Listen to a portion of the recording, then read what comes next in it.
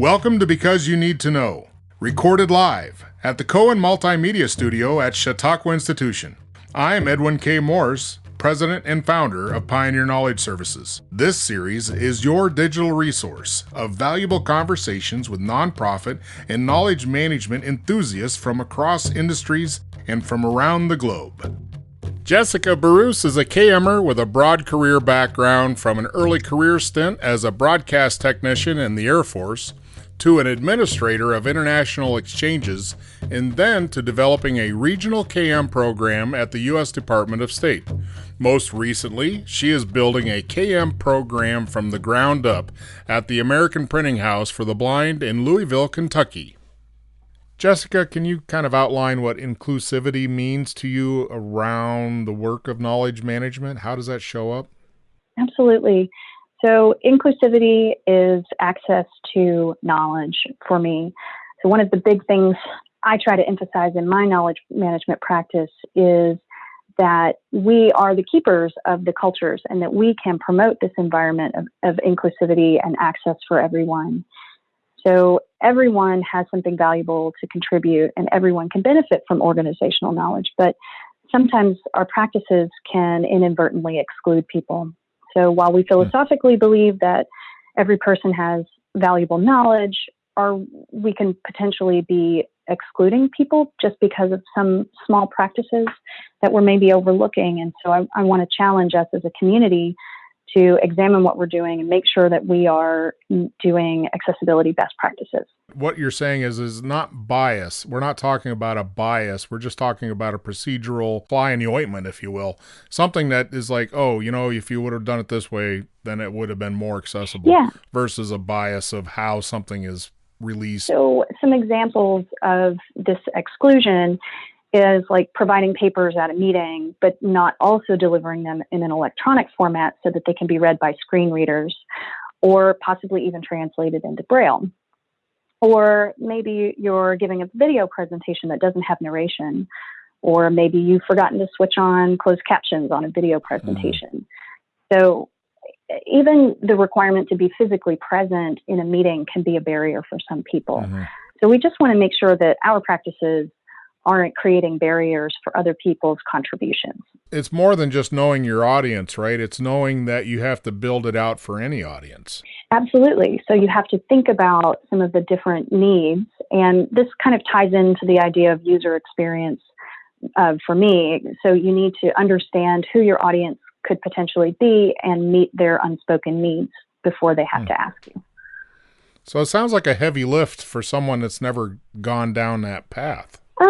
Initially, it does seem like a bit of a learning curve, but there are loads and loads of materials and resources out there for us. And none of this is really KM specific. It can be broadly implemented throughout a whole organization.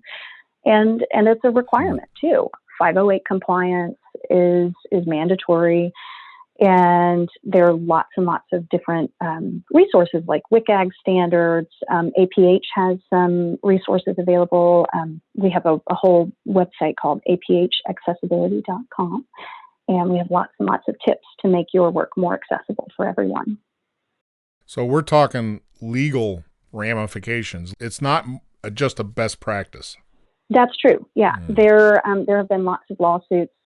So tell me more about that. 508 compliance. I'm afraid I'm not an expert on 508 compliance. Other than it's there and we need to follow it. Yes. But I do know that there are lots of resources to help you meet your 508 compliance needs. Give me some ideas of what those helping aids would be. Well, for one thing, if you're building a website, you can use WCAG standards, WCAG. And they outline all the different standards that are required for building an accessible website. So that could be like no flashing lights, or a certain font size, or a certain type of font that's sans serif. So those are contrast for folks who might be colorblind. So there are lots of different standards, but they're all outlined for you. They're checklists. It's not that difficult.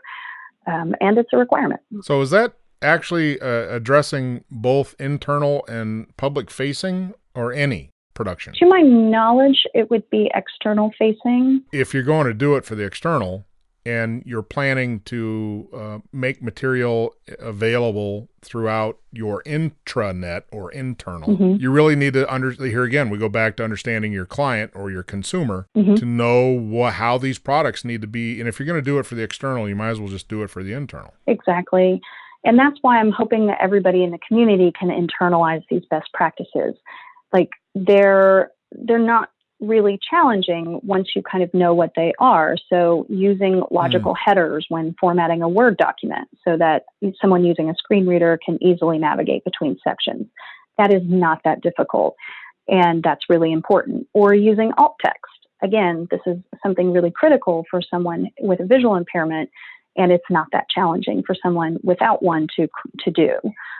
Well, this is the first time that I've ever heard this concept brought as a KM responsibility. Do you see it in your organization or your experience as that? It seems to me that logically, to me, it would be an HR issue or HR enforcement, but yours or IT, I guess, information technology folks would fall into this. But as a knowledge manager or a producer of knowledge, it makes good sense to make your product as available as possible. Exactly. And so that's why it's one of my underlying principles, because I want to be able to provide everyone the freedom to explore and find information independently. And I think our work should help people find their own answers in a multitude of formats so that they can find information and get the answers that they need by themselves.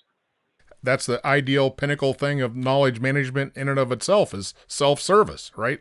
To be able to take that resource heavy helping somebody exactly, and make things self-available. Yeah. Well, what would be your shopping list of things that would be helpful to someone trying to bring these two worlds together?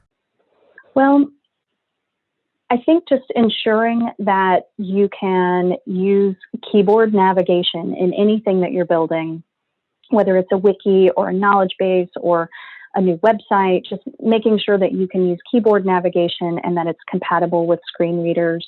And there's a free screen reader out there called NVDA, and you can download that and use that to test whatever you're building. And you don't have to be an expert on how the screen reader operates. In fact, it's actually better if you're not. And that can help you test and make sure that you're creating something that's available for everyone.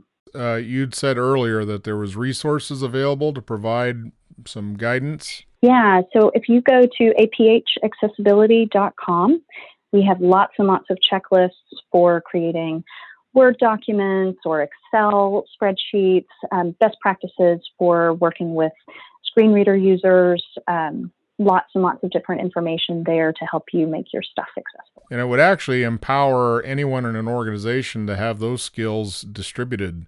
So anyone producing. So there's not what I'm getting at is you the worst case scenario is you have one person that's stuck making sure all this stuff is machine readable or not machine readable, but inclusive. Right, an inclusive product. It'd be great if everybody that was a producer just made it this way to begin with. Yeah, absolutely. So that ends up being a big policy, instrumental enterprise level adoption practice. In your view, KM owns that to build that out? We have a director of accessibility that helps us do that.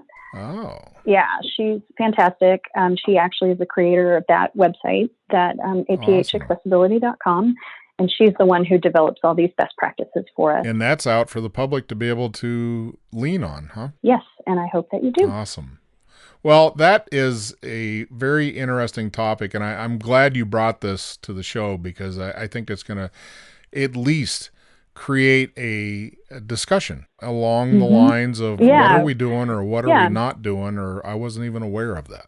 So that's great. So what would be your definition of knowledge management? I like to connect people to the knowledge they need, of course, through people, process, technology, but I really like Nick Milton's metaphor of the KMer as the gardener, and that's probably because I have a personal obsession with plants, but I really do, I really do behave like that because I kind of walk around the building and I plant little ideas, I see what takes root, and then I support that as it grows.